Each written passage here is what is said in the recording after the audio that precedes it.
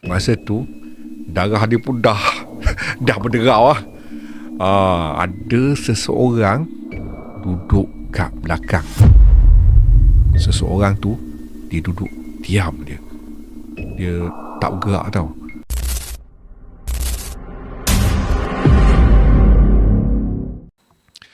Hai, Assalamualaikum dan apa khabar semua? Bagi subscriber Seram Cengkeh, jangan terkejut ya.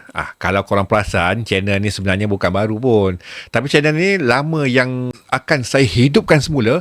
Dulu korang kenal sebagai Seram Cengkeh dengan membawakan kisah-kisah seram, kisah-kisah misteri dalam berbentuk AI lah. Tapi sekarang ni saya akan bawa balik dengan nafas yang baru, Seram Cengkeh Exit Stories yang dihostkan oleh saya sendiri. Saya, Abang Cengkeh. Untuk yang dah lama follow di YouTube Cengkeh Channel, especially subscriber lama, mesti kenal saya dari cerita-cerita saya sebelum ni kan. Untuk yang baru jumpa, saya nak ucapkan selamat datang. Kali ini, dalam channel ni, saya akan bawakan cerita-cerita seram dan misteri pula dengan gaya saya sendiri. Lain niche sebelum ni kan, yang pernah saya bawakan, yang saya ceritakan kisah-kisah Nabi, kisah-kisah zaman-zaman dulu lah kan. Kalau korang belum pernah tengok saya di Cengkeh Channel, korang type je Cengkeh Channel, Exit Stories. Keluarlah konten-konten lama saya. Jom support kedua-dua channel ni. Kalau korang minat dengan konten ni, konten seram ni lah, yang akan saya bawakan nanti, tekan subscribe terus dalam channel ni. InsyaAllah saya akan sajikan korang dengan kisah-kisah seram untuk menemani korang. Sekali lagi, saya Abang Cengkeh dan ini Seram Cengkeh. Video pada kali ini saya akan ceritakan dua kisah seram. Jom dengar kisah yang pertama dulu.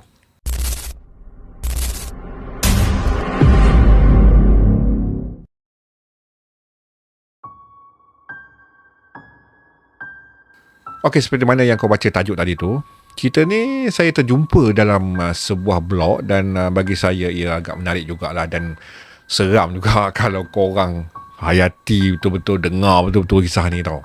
Kalau korang dengar kat mana-mana kat channel sebelum ni kisah ni, korang boleh dengar sekali lagi kisah ni. Support channel ni guys. Okey, baik. Kisah ni dikongsikan oleh Hafiz sendiri dalam blog tu, dan ada satu malam tu, Hafiz dia rasa malam tu memang kata apa, malam yang paling panjang dalam hidup dia tau. Macam biasa, setiap hari Senin dan Khamis ni, Hafiz dia ada game tau, badminton dengan kawan-kawan dia. Dia start pukul 9 malam sampailah pukul 11 malam. Sebelum tu dia memang lepak kat office. Dia buat kerja lah kan, kerja-kerja konon rajin lah. Padahal dia malas nak ulang alik rumah jauh. Biasanya lepas game dia terus balik. Tapi malam tu entah kenapa dia buat plan pelik. Lepas main badminton tu dia nak patah balik ke office dia balik. Dia patah balik dan nak siapkan kerja lah kan. Kononnya nak ambil laptop kan, nak buat kat rumah lah kot. Lepas tu baru balik. Tapi dia ni yang kata apa, memang plan jenis cari masalah. Lepas dia ambil laptop tu, lepas tu dia jumpa balik kawan-kawan dia. Lepas main game tu lah, game badminton tu, dia lepak minum dekat Maplay dengan kawan-kawan dia. Borak punya borak, dah pukul 12 malam dah. Duduk borak punya borak tu, dia pun dapatlah satu mesej daripada isteri dia, suruh beli susu anak. Api balas, okey lah kan. Tapi dalam kepala dia dah fikir pukul 1, mana nak cari susu kan. Lepas tu dia beritahu kawan dia, kata bini dia suruh cari susu anak, dia pun belah kan. Dia pun kemar-kemar barang-barang dia kat kedai tu, apa semua bawa masuk dalam kereta. Dia carilah pusing-pusing kedai sana sini. Memang banyak juga lah nak mencarinya. Lalas dia pergi kat kedai 7-Eleven pun tak ada. Last kali barulah dia jumpa satu kedai kecil tu, tapi dapat satu paket kecil je lah. Janji anak tak lapar malam tu. Tak tidur malam kan, esok pun nak kerja lagi. So dalam perjalanan balik tu, Hafiz dia singgah Petronas Subang airport untuk isi minyak kereta dia lah. Waktu tu lebih kurang pukul 2 pagi. Suasana tu memang sunyi gila tau. Angin pun rasa lain macam. Bunyi daun pun memang jelas sangat tau. Sunyi tu memang orang kata apa, orang kata memang seram juga orang kata. Lepas dia isi minyak, Hafiz keluar masuk jalan besar. Masa tu tiba-tiba kereta dia ni rasa macam berat semacam tau. Berat tu bukan sikit tau, tapi macam ada benda duduk kat atas kereta dia. Steering pula jadi berat. Pick up pun lembab lah kan. Bulu roma dia apa gitu naik lah kan. Dia rasa tak sedap hati dah. Dalam hati dia dah cakap dah, ni tak kena ni kan. Dia tengok cermin pandang belakang tu, yang pandang belakang kat atas tu kan. Masa tu darah dia pun dah dah berderau lah. Ada seseorang duduk kat belakang. Seseorang tu dia duduk diam dia. Dia tak bergerak tau. Rambut panjang jatuh ke depan, lepas tu tutup muka. Baju pun warna gelap. Dia nampak pun dalam cahaya lampu yang sama-sama jugalah kan. Hafiz pun apa lagi, terus rasa tangan dia sejuk tau. Jantung pun dah macam nak terkeluar dah masa tu. Dia cubalah buat steady lah, tak ada apa-apa lah kan. Jeleng kiri, jeleng kanan kan. Benda tu masih ada. Dia nampak dekat anak mata dia, nampak kat cermin tu kan. Benda tu dia duduk diam tau. Macam memang dari awal ada kat situ, kat belakang dia tu lah. Dalam kepala Hafiz terus bayang macam-macam tau. Kalau dia hulur tangan dari belakang, memang habis cerita. Dia nak eja cermin, tapi dia takut tak nampak kan. Jadi dia paksa diri dia tenang, walaupun dalam tu dah kecuk habis lah. Hafiz mula pun baca lah ayat-ayat kursi, baca-baca zikir, apa yang dia ingat lah. Mulut pun terkumat-kamit dah. Suara pun pecah-pecah. Lepas tu dia cakap, engkau makhluk, aku pun makhluk. Kita ni sama-sama ciptaan Allah, tapi kau naik tanpa izin. Aku hantar kau balik tempat kau naik tadi, dan kau turun kat situ. Suara dia tu memang gagap-gagap jugalah kan. Memang gagap teruk lah. Memang dah takut berdebar-debar tu kan. Tapi benda tu langsung tak jawab. Tak gerak langsung, tak bunyi pun. Dan lagi seram, Hafiz rasa benda tu tengah tengok dia. Walaupun muka dia tak nampak, dia pun dapat rasa lah macam tu lah. Macam benda tu tenung je dia kan. Lepas tu si Hafiz ni, dia buat U-turn tau dekat arah Damansara. Dia pun patah balik ke arah Subang Airport. Tapi sepanjang drive tu, kereta dia tu makin lama makin berat tau. Macam bawa satu lori balak tau. Memang rasa berat gila. Orang kata pick up pun tak ada tau. Masa dia tekan minyak tu pun rasa macam 30 km sejam je. Masa tu dia rasa lambat, padahal jarak dekat je. Sambil drive, Hafiz pun jeling dah cermin. Benda tu masih ada korang. Benda tu duduk diam, tak kacau. Tapi benda tu cukup-cukup buat Hafiz rasa macam nak mati hidup balik tau. Dia berpeluh, basah baju tau. Dada dia rasa macam ketat-ketat lah. Lapuk kosong. Mulut pula tak berhenti baca ayat. Sampai petrol balik, Hafiz pun berhenti. Dia turunkan tingkap belakang dan cakap, okey, kita dah sampai, boleh turun. Dia pun apa lagi, dia celing cermin tau. Benda tu ada lagi, tak turun pun. Dalam kepala Hafiz dah mula fikir, nak kena buka pintu ke apa ni kan. Macam VIP lah pula. Tiba-tiba kereta ke belakang bagi high beam. Hafiz pun toleh lah sekejap ke tepi. Tapi bila dia pandang balik ke arah cermin tu lah kan, dia tengok, kosong dah. Benda tu dah hilang dah. Dia pun rasa lega dah. Dia pun pusing badan tengok belakang. Memang tak ada. Sunyi, kosong. Macam tak pernah ada sesiapa pun. Hafiz, dia pun teruslah tarik nafas panjang, baca doa, ucap syukur. Lepas tu dia tekan minyak. Kali ni kereta terus ringan, macam tak ada beban langsung. Tapi dalam kereta tinggal satu bau bunga melo. Lembut tapi jelas. Sampai sekarang Hafiz tak lupa pun bau tu. Sampai rumah dia tak terus masuk. Dia lepak mamak dulu, minum teh tarik, tenangkan diri, baru balik. Baca apa yang patut, baru masuk rumah. Malam tu dia memang tak boleh tidur. Setiap kali pejam mata, dia nampak balik benda tu duduk diam kat belakang. Sampai sekarang kalau Hafiz lalu je dekat Jalan Subang Airport tu waktu malam, dia akan ingatlah satu benda. Kadang-kadang yang menakutkan bukan yang menjerit ke, yang menyerang ke kan, tapi yang duduk diam, yang diperhati ke. Yang tu dia takut sangat tu. Sampai sekarang kalau Hafiz lalu je Jalan Subang Airport waktu malam, dia ingat satu benda je. Kadang-kadang yang menakutkan tu bukan yang menjerit ke atau yang menyerang ke, tapi yang duduk diam-diam, yang perhati je. Dan lagi satu, Hafiz kata sampai hari ni setiap kali dia lalu kawasan tu, dia ni akan rasa automatik lah, dia akan slowkan kereta dia. Bukan sebab trafik ke, jam ke apa kan, tak. Tapi sebab rasa macam ada mata yang tengah perhatikan dia tu dari arah gelap. kan. Dia rasa macam ada orang pandang, dia ada orang tenung, dia rasa tak sedap sebab dia pernah kena kan. Dan yang paling Hafiz tak boleh lupa, bau-bau bunga melur tu kadang-kadang masih muncul walaupun dia drive seorang, walaupun kereta kosong. Sejak malam tu Hafiz ni dia dah tak berani dah buat plan pelik-pelik.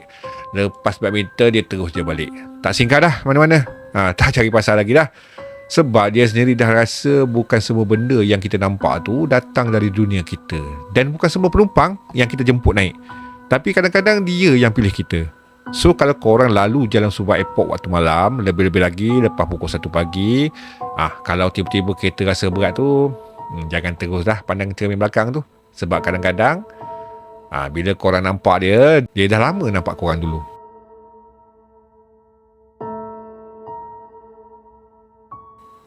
Okey, kisah kedua ni pun saya dapat dari blog juga, dan cerita ni kisah daripada Lina yang share lah kisah ni. Dan sampai sekarang dia sendiri pun tak boleh lupa apa yang jadi malam tu. Waktu tu baru sebulan lah pindah ke Eunos Crescent. Kawasan tu orang kata sunyi jugalah, tak banyak lampu. Malam pun memang gelap lah, jenis boleh dengar. Bunyi angin pun memang jelas lah.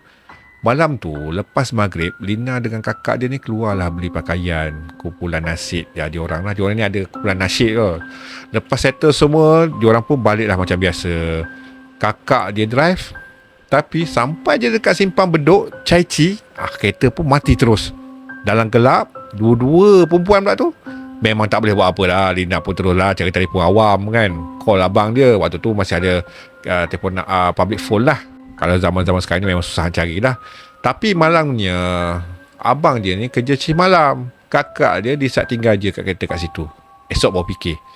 Jadi dia orang pun jalanlah perlahan sepanjang jalan tu, sambil berharap adalah teksi lalu. Tapi hampir sejam tunggu, langsung tak ada satu pun jalan tu. Sunyi, memang pelik. Bukannya sunyi biasa, sunyi yang buat korang rasa macam ada benda yang perhati dari jauh. Macam orang tengok-tengok je kan. Kita rasa macam diperhatikan lah orang kata. Tengah dia orang berdiri tu, tiba-tiba muncul satu teksi, berhenti betul-betul depan dia orang. Dia orang pun tak tahan pun kereta tu kan, teksi tu lah. Lepas tu kereta tu datang pun tak ada bunyi tau. Macam muncul pun kereta tu daripada gelap. Dalam keadaan penat, dia orang ni terus je naik. Dia orang dah tak fikir panjang sebab penat sangat kan. Dalam teksi tu, dia orang pun borak lah macam biasa. Gelap pun ada. Tapi lama-lama Lina perasan jalan yang dia lalui tu makin pelik tau. Rasa makin sunyi, dan masa rasa macam tak bergerak. Bila tengok jam, hampir sejam dia orang dalam teksi tu, tapi tak sampai-sampai. Dia orang pun tu dah cuik kakak dia kan. Kakak dia pun nampak benda sama. Jalan tu langsung tak kenal, macam bukan kawasan yang dia orang biasa lalu. Lampu jalan pun jarang-jarang. Kiri kanan memang gelap gila lah kan. Macam dia orang ni masuk tempat yang tak sepatutnya dia orang masuk. Kakak dia pun suruhlah baca ayat Quran. Dia orang pun mulalah baca apa yang dia orang ingat. Suara pun makin perlahan, dada pun makin sempit. Lina cuba tanya pemandu tu, "Pek, kita orang mau pergi Eunos, lu bawa mana ni?" Tapi pemandu tu angguk, tak jawab, tak gerak, macam bukan manusia tau. Lagi lama duduk dalam tu, Lina pun perasan lah satu benda. Bau dalam kereta tu, bau hapak. Bau macam bau kereta lama tau. Macam kereta yang dah lama tak hidup. Bukannya bau teksi biasa ni, bau minyak wangi kan. Dan lagi satu, pemandu tu langsung tak pernah tengok cermin, tak pernah pandang pun dia orang. Kepala dia statik, lurus je ke depan, macam benda yang bukan hidup tau. Macam patung bawa kereta. Macam tu lah, ibarat macam tu lah. Tiba-tiba macam satu tarikan, macam satu tarik keluar tau. Dia orang rasa macam keluar dari tempat tu. Dalam sekelip mata, teksi tu masuk Eunos Crescent dan terus berhenti depan blok rumah dia orang. Tanpa dia orang bagi arahan, tanpa dia orang cakap apa-apa. Kak Lina pun teruslah buka pintu kan. Lina pun hululah duit RM10. Dan masa tu dia nampak tangan pemandu tu tangan tua, terlalu tua, penuh kedutan macam kulit kering yang dah lama. Tapi bila dia cuba tengok muka, pemandu tu pun pusing muka, macam sengaja nak bagi nampak tau. Dan paling buat Lina rasa lain, pemandu tu tolak duit tu, tak ambil, langsung tak cakap apa-apa. Dari luar, kakak dia pun dah jerit suruh cepat turun. Lina yang dari tadi tu macam terkunci lah, dia terus turun. Pintu pun tak tutup pun. Diorang pun jalanlah beberapa langkah je. Dan bila toleh balik, teksi tu hilang. Tak bergerak pergi pun. Tak ada bunyi pun. Tak ada bunyi enjin orang kata kan. Tak ada lampu. Hilang macam tak pernah ada pun. Macam dia orang ni datang-datang bukan naik teksi tau. Macam seolah-olah macam dia datang tu dengan bukan dengan kenderaan lah orang kata. Pun Kak Lina pun tu lah cakap, masa dia keluar tadi dia nampak jelas itu bukan teksi, itu kereta lama, usang, buruk sangat, macam kereta yang dah lama ditinggalkan orang kata. Lina pun tengoklah jam, dah pukul 11.30 malam ni kan. Dan yang paling buat dia orang diam terus, perjalanan yang sepatutnya tak sampai pun 20 minit ambil masa hampir 3 jam. Mau tak lamanya 3 jam daripada 20 minit jadi 30 jam. Sampai sekarang Lina ni tak pernah fikir panjang pun. Sebab kalau dia fikir, maknanya sepanjang masa tu diorang bukannya berada atas jalan biasa, tapi di tempat lain yang diorang tak sepatutnya masuk. Dan kadang-kadang yang paling menakutkan bukan benda yang muncul, tapi benda yang datang, hantar kita balik dan hilang tanpa jejak. Okey, itu je 2 cerita untuk video pada kali ini. Harap korang enjoy dengar lah.